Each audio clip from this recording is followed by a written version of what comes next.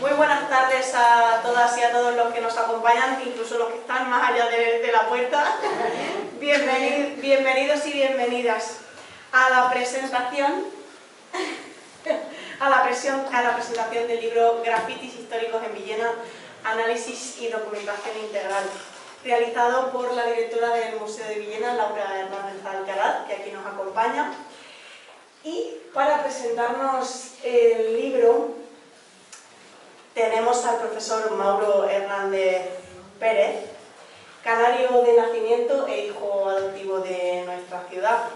Catedrático de Prehistoria de la Universidad de Alicante, ha desarrollado la mayor parte de su actividad profesional en nuestra provincia, en el Departamento de Prehistoria de la Universidad de Alicante, como ya he dicho. Es uno de los mayores especialistas europeos en arte rupestre y a él se debe el descubrimiento del arte macroesquemático.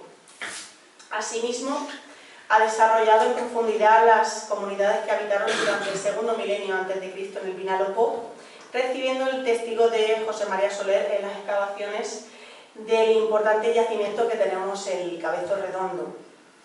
En este poblado ha descubierto excepcionales restos a lo largo de más de 30 años, al frente de estas excavaciones que llevamos anualmente. Además de los descritos, también forma parte de la Fundación José María Soler. En este libro, que ahora nos van a presentar, se documentan y estudian el conjunto de grafitis actualmente existente en 8 monumentos de Villena, los cuales son el Castillo de la Atalaya, la Iglesia de Santiago y Santa María, los Palacios Municipal y Familia Margelina, la Electrolinera, que es donde el edificio en que actualmente nos encontramos, el Puente del Salero y el Santuario de las Virtudes. Son más de medio millar que van desde la Baja Edad Media hasta la época contemporánea. A raíz de esta investigación desarrollada por Laura, queda patente que estos grafitis no son meros dibujos, sino verdaderos documentos históricos. Como tales, por supuesto, pues merecían un estudio detallado para extraer la máxima información posible. Y ahora sí, Mauro, si cuando quieras. Gracias. Buenas tardes. En el año finales del año 2009 se presentó en Villena, aquí, una exposición sobre los grafitis de la provincia de Alicante. Se eligió Villena por muchas razones. En primer lugar, porque un conjunto excepcional de esos grafitis, que luego veremos qué son esos grafitis, se encontraba en algunos de los monumentos más importantes de la ciudad de Villena.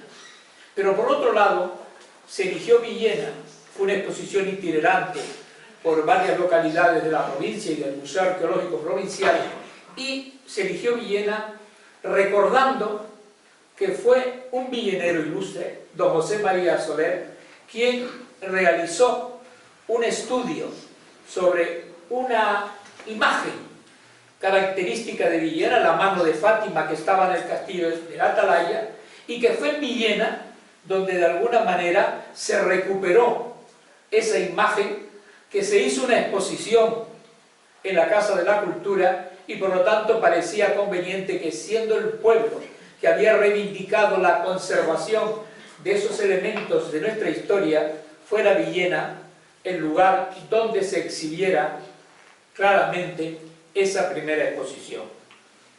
Allí, en esa exposición, en la que participaron un grupo diverso y disperso de personas que se dedicaban al estudio de los grafitis, es decir, de los grabados hechos sobre los muros de las construcciones que tienen una cronología precisa, aunque el tiempo no a veces coincide la imagen con la construcción, pero sí nos da una fecha posterior a la construcción del edificio. Por lo tanto, ese problema que tenemos siempre los arqueólogos y los historiadores de cuándo situamos una imagen o un acontecimiento, aquí lo teníamos claro. Se hicieron después de la construcción del monumento, de la casa. Eso también nos indica que la vigencia que en algunos casos tienen las construcciones a lo largo del tiempo. En las paredes de los monumentos, ya sean públicos, ya sean privados, ya sean civiles, ya sean religiosos, las gentes dejan constancia de su presencia. Hoy pasa uno por nuestras calles y ve la cantidad de grafitis que ennoblecen o que afean nuestras ciudades.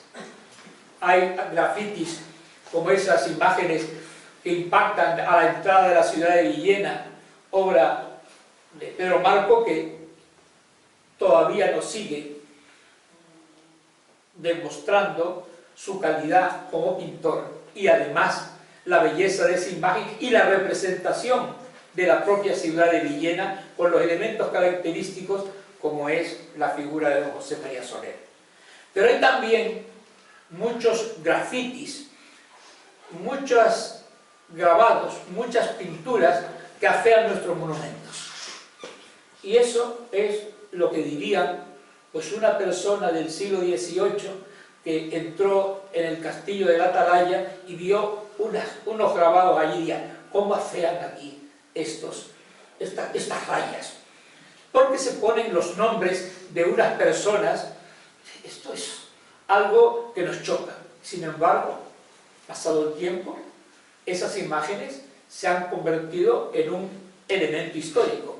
Y además nos informan no solo de quiénes han pasado por ese monumento, sino también cuándo han pasado e incluso cuál es su ideología, cuál es su pensamiento, y por lo tanto tenemos un conjunto de imágenes que son la prueba de la historia de los que no hacen historia. No son los grandes personajes, son siempre las personas anónimas las que graban o pintan en las paredes de nuestros monumentos, pues, aconteceres, hechos, nombres, fechas, y todo ello hoy tenemos la obligación de rescatarlas, porque están integrados en las paredes de nuestros edificios. Están integrados en las paredes de nuestros edificios, algunos de los cuales son bien de interés cultural, gozan de la mayor protección, gozan de la máxima protección que concede el Estado español y cualquiera de las comunidades autónomas por esos edificios. Por lo tanto, deben conservarse. Deben conservarse, pero no siempre ha sido así, porque durante mucho tiempo la labor de remodelación de nuestros edificios, de los castillos, de las paredes, lo que han hecho es picar parte de nuestra historia. Han borrado una parte importante de nuestra historia que se ha perdido de una manera radical. Solo va a permanecer aquello que somos capaces de rescatarlo, de copiarlos, de estudiarlos, para transmitirlos. Y además hay que procurar que las labores de restauración no se destrocen o no se sigan destrozando como hasta ahora se ha hecho. Por eso es importante que se realice una labor de recopilación, de estudio, de conservación de estas imágenes, porque son, insisto, las imágenes hechas por las gentes que no han intentado pasar al futuro, no han intentado pasar a la historia. Hace mucho tiempo se inició un ambicioso proyecto en muchos lugares de España para rescatar todos esos bienes, toda esa información. Si ustedes van a algunos pueblos de Aragón, pueden encontrar rutas, las rutas de las cárceles, por ejemplo, donde están todos los grabados marcando todos los acontecimientos, todas las personas. O sea, hay una información extraordinaria que de alguna manera queda patente porque ha existido sensibilidad para rescatarlo. Y de hecho, a finales de los años 80 del siglo pasado, empezó a trabajarse de una manera más o menos seria, más seria que menos, la recopilación de estos grabados. Y en esto de alguna manera fueron pioneros los estudios que se realizaron a nivel de toda España en Alicante, ya sea por personas de la propia provincia de Alicante o formados en Alicante, pero también por especialistas de otros lugares que se interesaron por algunos monumentos. Entre los que se interesaron, un equipo hispano-francés realizó el estudio de los grabados de las paredes del castillo de Denia, publicando una monografía extraordinaria con una cantidad enorme de barcos que se ha convertido en un referente para, no solo para los grafitis, no solo para los grabados históricos de las paredes de ese monumento, sino también para poder entender, para poder conocer algunas de los navíos, de las barcas que existían en el Mediterráneo en esos siglos. Por lo tanto, ese proyecto extraordinario de Bazana marcó un hito que de alguna manera nos descubrió en el año 94 ese mundo novedoso de los grafitis. Y también aquí, luego, otro equipo de mallorquines estudiaron los grafitis de la casa del gobernador de Tabarca, también revelando una importante documentación. Pero no se quedó al margen los estudiantes, los licenciados de Alicante. Y aquí tenemos a Concha Navarro, que realizó en su momento una monografía sobre los grafitis de los castillos de la Mola en Novelda y el castillo de Petrer. Allí nos reveló una importante documentación, algunas de ellas que no se repetían en otros lugares. En este ambiente surgió la colaboración primero de Concha y Laura, y empezaron a estudiar de otros monumentos de el Vinalopó. Se publicaron algunos artículos y Laura se empeñó ya desde la dirección del museo de estudiar una parcela que de alguna manera a nivel de Villena había sido tocada en algunas referencias de don José María Soler, pero que ella inició de una manera clara, de una manera exhaustiva, el estudio de los grafitis en varios monumentos. Son 8, pero realmente por encima de todos son 2. Es el castillo, el emblema de la ciudad, y el emblema, por otro lado, de los grafitis característicos casi exclusivos de esta ciudad, pero también los grafitis de las iglesias, de edificios privados en su momento, y también del palacio municipal y el puente de los espejos, que aquí parece pegado, pero que nos da una información extraordinaria. Ese puente de los espejos nos ofrece el repertorio de grabados que no están, o que prácticamente no están presentes en los restantes monumentos. Esa colección de puñales están grabados en ese puente. Para mí me sorprende, porque hay muchos de esos puñales que están en otros monumentos y tienen otra lectura simbólica y son mucho más antiguos que los que están aquí. Es un elemento sorprendente, es un elemento extraño, pero que me parece muy oportuno que Laura los incluyera en este libro. No son tan históricos como los otros, pero evidentemente tenían que estar aquí. Y si nos volvemos hacia los monumentos de Villena, creo que tenemos que centrar nuestra atención, y eso luego hablará Laura y si no, porque estas presentaciones tienen sentido para incitarles a ustedes para que vean el libro, no para que yo se los cuente, ni para que se los cuente la autora.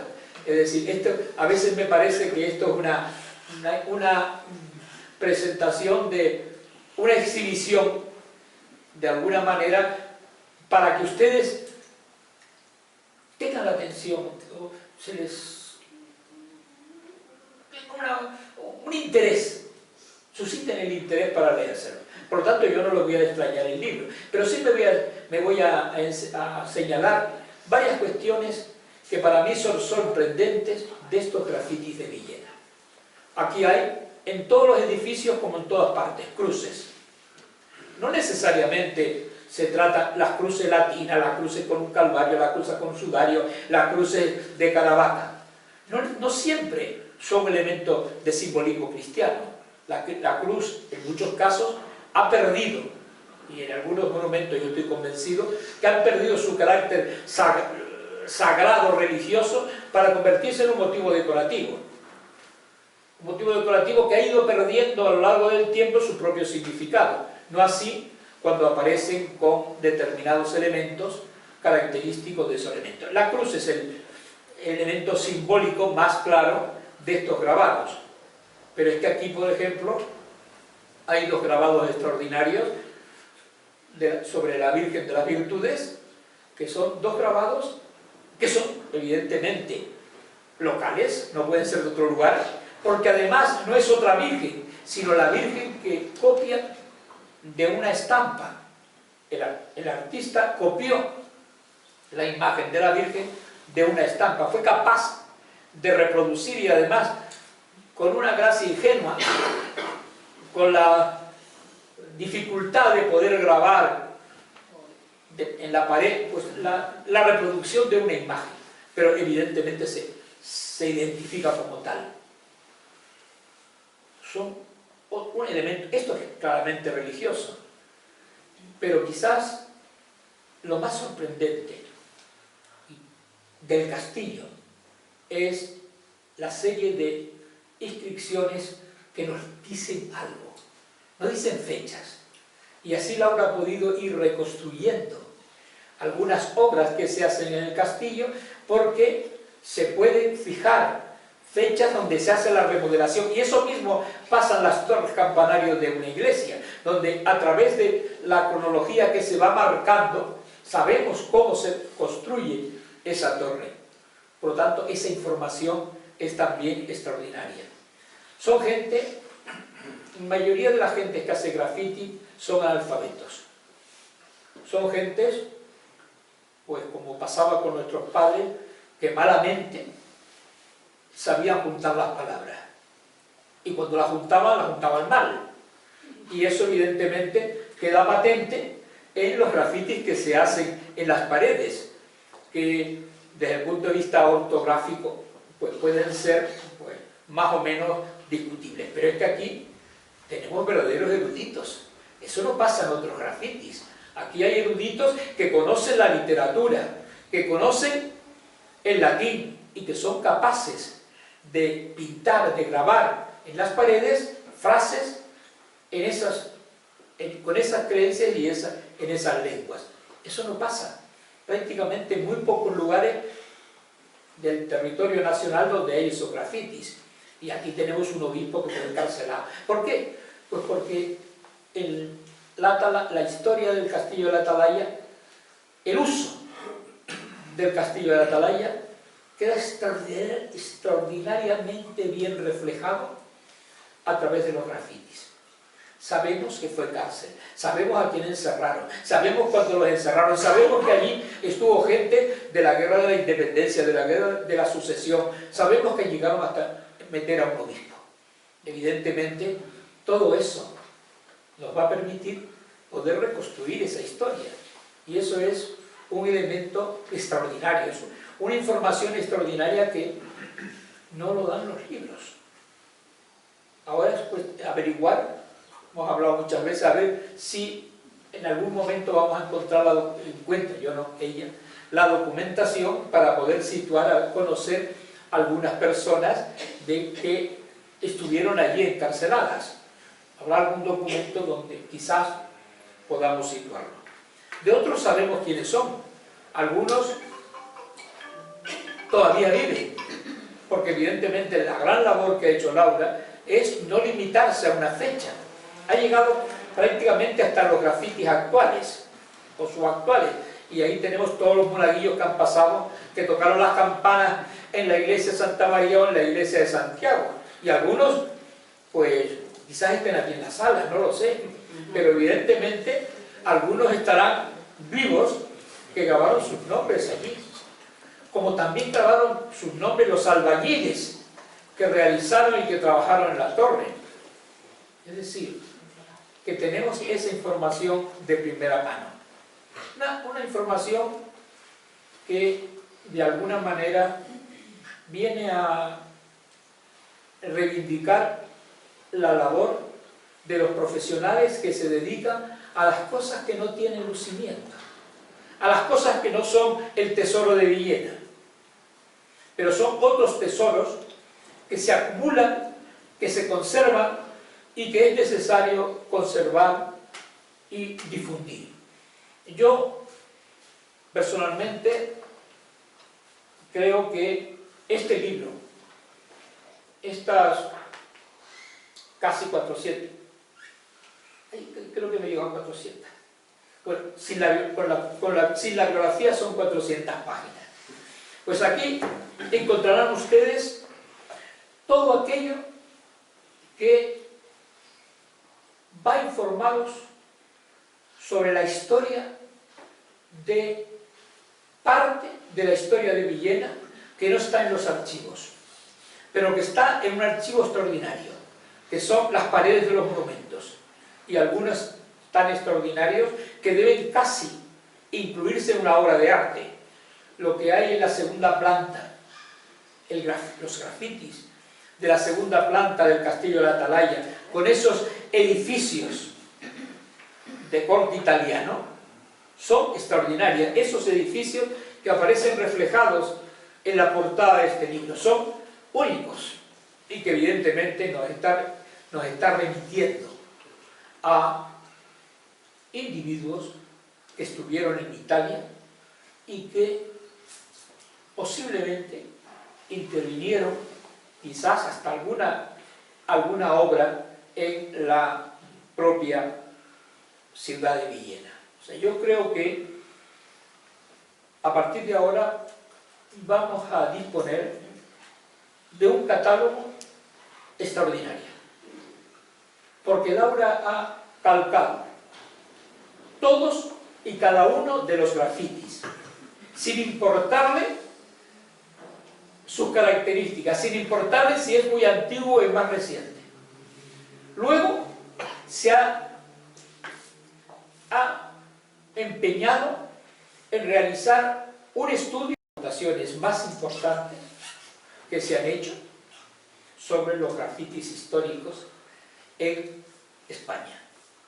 Es decir, es una obra, sin lugar a dudas, extraordinaria, una obra con la que obtuvo el doctorado, que es el doctorado por historia, que es la máxima titulación universitaria que da la Universidad Española y la Universidad de todo el mundo, gracias a este trabajo, que luego reelaboró, que incorporó nuevas informaciones para convertirse, pues, en un referente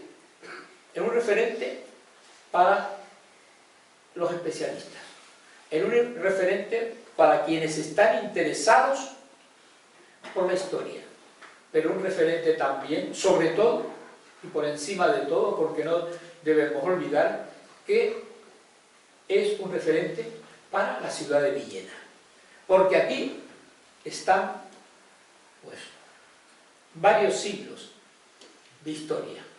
No sabemos cuándo fue el primer grabado, cuándo fue el primer grafiti, cuándo fue la primera pintura, pero sí sabemos que durante mucho tiempo las paredes de nuestros monumentos sirvieron de lienzo para que las personas dejaran constancia. Y Laura ha hecho algo que también le corresponde a las personas que se dedican a estudiar el patrimonio. La preocupación por su conservación, la preocupación porque cualquier obra que se realice en el castillo, en las iglesias, en las torres, se conserven, luchando a veces contra viento y mareo para que no se piquen demasiados enlucidos, que hay también, durante una época había un intento muy profundo de picar todo lo enlucido para que pareciera muy bonito. La historia es extraordinaria. Para muchos de ustedes, pues cuando se lo lean, a veces se recordarán, se encontrarán allí o recordarán pues algunos hechos importantes de la historia de Viena, cuando, por ejemplo, se vigilaba de la torre del campanario de una iglesia si venían a bombardear a Villena. Son hechos que se oyen, se dicen, pero que aquí tenemos constancia del señor que estaba allí vigilando y dejó constancia de ese hecho. Son elementos de la intrahistoria, de elementos poco traducibles en libros, pero que para una persona nacido, criado y amante de Villena constituye una parte importante, una parte extraordinaria de su patrimonio. Yo creo que todos debemos agradecer a Laura este trabajo, que es realmente extraordinario. Felicidades.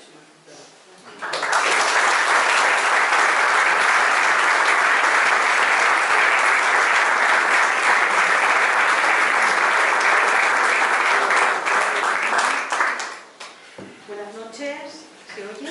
No sé si esto funciona. Sí, se oye. ¿Se oye? Buenas noches. Gracias por venir a arroparnos en la presentación del libro. Y no se oye bien. Ahora, sí. Vale. Gracias, Jesús. El proyecto de estudio de los grafitis en Villena empezó en el año 1996, cuando en el 94 nos habíamos dado cuenta que el grafiti de la mano de Fátima del castillo había perdido, se había fragmentado y había sufrido una rotura. Entonces hicimos todas las gestiones necesarias para que se restaurara y a la vez fuimos conscientes de la importancia que tenían esas manifestaciones. No solo el grafiti de la mano de Fátima, sino todo lo que había en el castillo. Hicimos un equipo de trabajo formado ya en el año 96 por José María Soler, mi colega Concha Navarro, que había trabajado en Novelda y en Petrer, y para mí era un referente sobre la metodología que había que emplear. Ella me enseñó cómo había que hacerlo. Trabajamos juntas en el castillo, con mucha más gente que nos ayudó. Y entonces, con una ayuda de la Consellería de Cultura.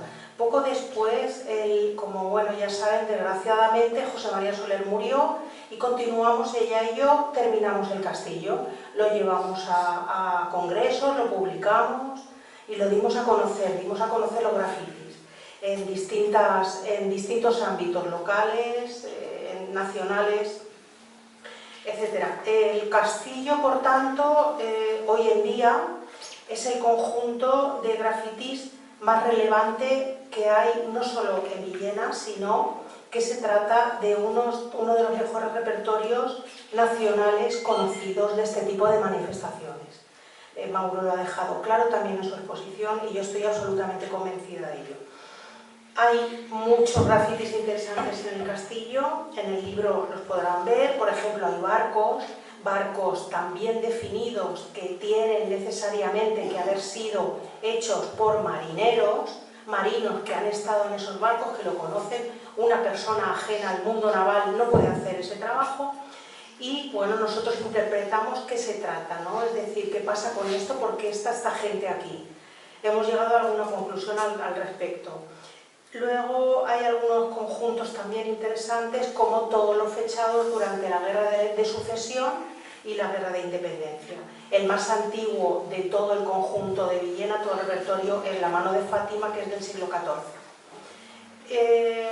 A partir de terminar el estudio del castillo, me planteé continuar pues, con otros grafitis que iban surgiendo, íbamos viendo en otros monumentos de Viena, hasta alcanzar pues, en todos los que hemos encontrado hasta el día de hoy, hasta el día de finalización del trabajo.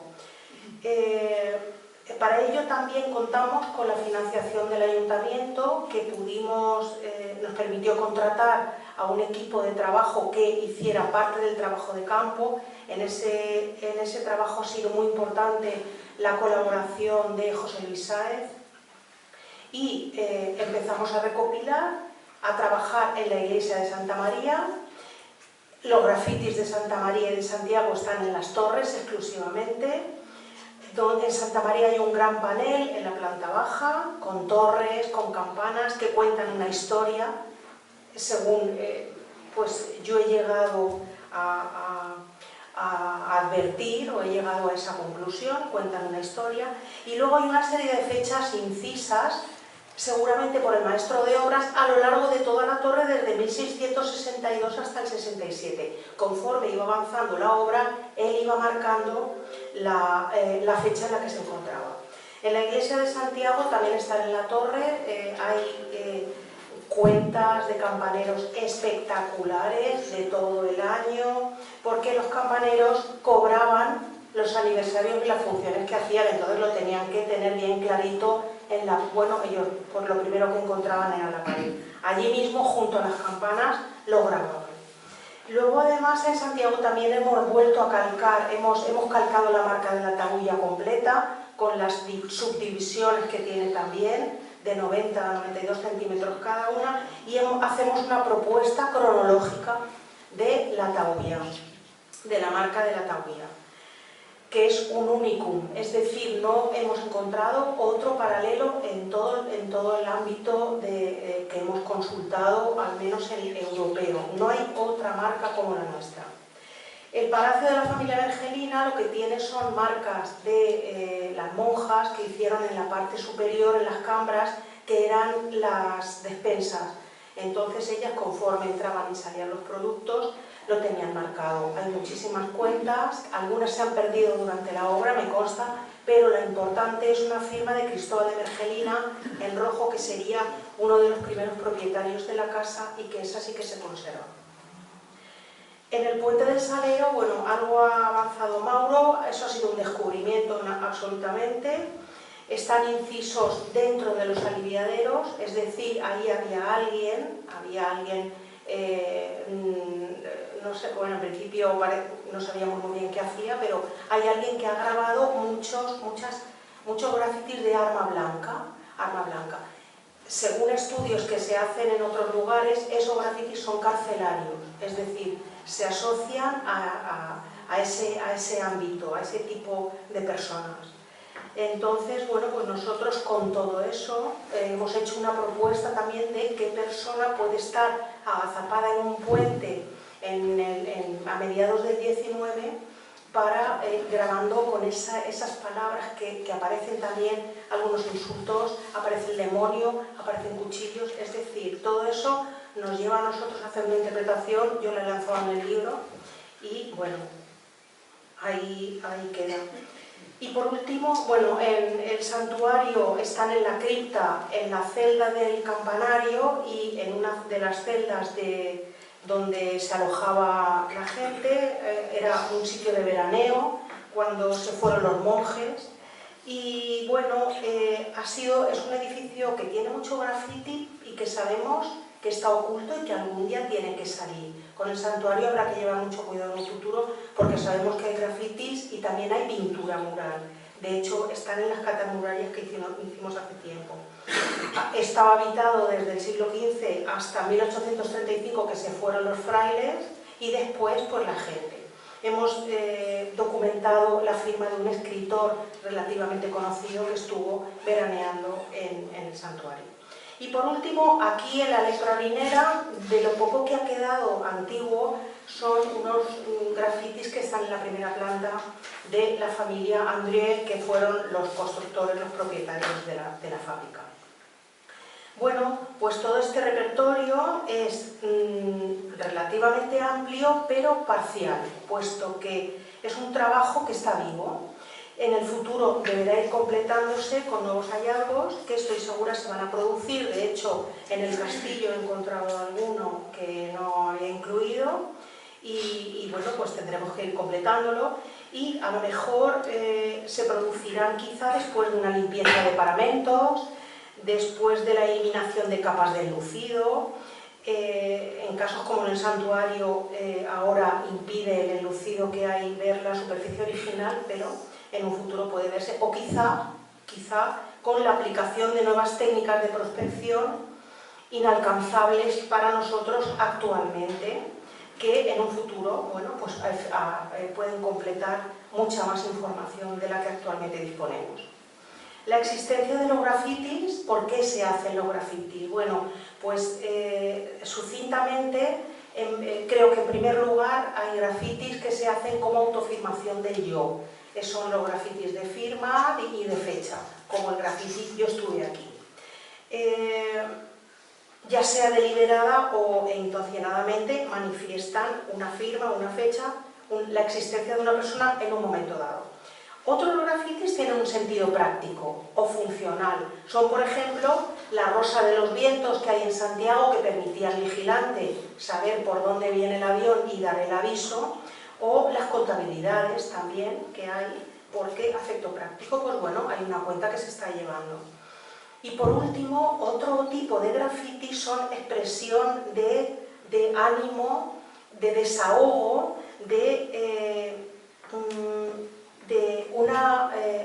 seguramente hechos por gente que son presos y que han perdido la libertad, y lo que plasman en la pared es lo que anhelan. Es, según afirma el historiador Michael Camille, las representaciones proporcionan una ilusión de coherencia en un mundo perdido. Una ilusión de coherencia en un mundo perdido. Esto es lo que yo me imagino que pasaba en la segunda sala del Castillo de la Atalaya cuando esa persona está grabando un edificio que conoce y seguramente está llorando. Los grafitis no son, ha quedado claro, me parece que con la intervención del profesor Mauro Hernández, no son meros dibujos artísticos, que también lo son, sino que proporcionan información al historiador, a la historiadora, información directa e indirecta.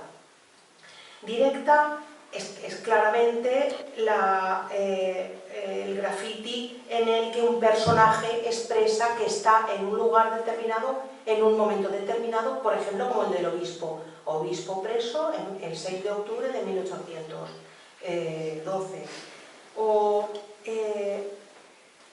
la sucesión de fechas incisas en la iglesia de Santa María. Pero a la vez también nos proporcionan datos indirectos, por ejemplo, la frecuencia en la que aparecen los grafitis, la técnica de ejecución, el tipo de inscripciones que aparecen, el nivel de educación del autor.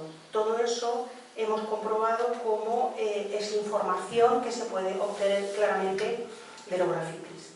Para terminar, dos características. El valor expresivo universal que he detectado que hay en distintos trazos que aparecen en las paredes de los edificios, en la piel de los edificios. Es curioso cómo en sitios distintos, alejados miles de kilómetros, mucho tiempo, se aparece el mismo grabado. Por ejemplo, los puñales, el nudo de Salomón, bocetos arquitectónicos que son iguales en Villena que en otros puntos de Navarra, por ejemplo, etcétera, etcétera, etcétera.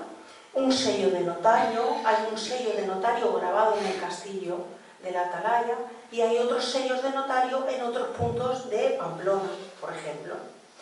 Ello no hace sino demostrar que el grupo humano que los traza tiene en ese momento el mismo propósito y las mismas necesidades. De ahí que el estudio comparativo adquiera gran importancia en este tipo de proyectos. Quiero llamar la atención respecto a la importancia de incluir estudios de este tipo en las restauraciones de todos los monumentos. Los paramentos se tienen que estudiar. Los paramentos no se pueden volver a enfoscar sin antes hacer una prospección detenida de todo lo que cuentan, porque forman parte del documento y como tal ofrecen información. Esperemos que este corpus pueda ser una herramienta a partir de la cual desarrollar protocolos de actuación dirigidos a planificar futuros proyectos de restauración. Estemos nosotros al frente o no estemos, ahí queda reflejado. Por lo tanto, los grafitis de este inventario deberán ser tenidos en cuenta en un futuro si se plantea la restauración de los edificios. Y no solo eso, sino otros, no solo los edificios que los contienen, sino a partir de ahora llamar la atención sobre la posibilidad de su existencia en otros monumentos también. Acabo agradeciendo a toda la gente que ha sido muchísima, que me ha ayudado para hacer este trabajo. En el libro están citados, creo que todas y todos, me parece, espero no haber olvidado a nadie. Especialmente quiero mencionar al profesor Mauro Hernández porque gracias a él el trabajo ha salido adelante, ha sido mi tesis cuando él lo propuso, él lo vio, que podía ser mi tesis, me ha dirigido en todo momento para que pudiera acabarla y creo que soy doctora gracias a mi profesor de toda la vida. También tengo que agradecer a todos los asistentes porque me han arropado en este momento tan importante para mí y bueno, quisiera ahora que todo el que esté interesado coja un libro y bueno, lo lea y bueno, ya me contarán si les parece interesante. Muchas gracias.